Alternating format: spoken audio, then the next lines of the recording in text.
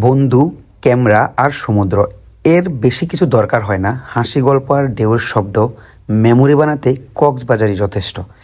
কিছু জায়গা শুধু দেখে না, অনুভব করতে হয়। সমুদ্রের ঢেউ, নীল আকাশ আর একটু নিজের সাথে সময়, এই তো কক্সবাজার। সুগন্ধা কলাতলি না, আমরা খুঁজেছি নীরবতা, সবুজ বাতাস আর ঢেউয়ের ছন্দে নিজের মতো করে কক্সবাজার।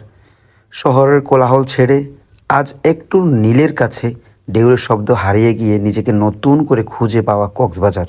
যেখানে রাতগুলো শান্ত, সকালের বাতাসে লবণের গন্ধ, কক্সবাজারের সেই দিকটা যেটা সবাই দেখে। অটোরিকশার ছোট্ট যাত্রা, পাশের সমুদ্র, সামনে পাহাড়, মেরিন ড্রাইভ রোড ধরে চলতে চলতে কক্সবাজার পেরিয়ে টেকনাফ পর্যন্ত এক শান্ত ভ্রমণ। টেকনাফ এসে প্ল্যান বদলায়, হঠাৎ অটোরিকশা চড়ে রওনা দিলাম শাহপুর দ্বীপের পথে। এক পাশে বাংলাদেশ আর দূরে মিয়ানমার বর্ডার। প্ল্যান ছিল না, তবুও পৌঁছে গেলাম দেশের শেষ প্রান্তে, শাহপুর দ্বীপে। শাহপুর দ্বীপে গিয়ে সবচেয়ে মজার গল্পটা এখানে। সাগর থেকে একদম তাজা কোরাল সেখানে কিনে হোটেলে নিয়ে এসে রাতে জমিয়ে খাওয়া। ভ্রমণ এমনই ছোট্ট খুব সুখ। সাগরের একদম ফ্রেশ কোরাল মাছ, এটাই ছিল ট্রিপের সবচেয়ে টেস্টি অংশ।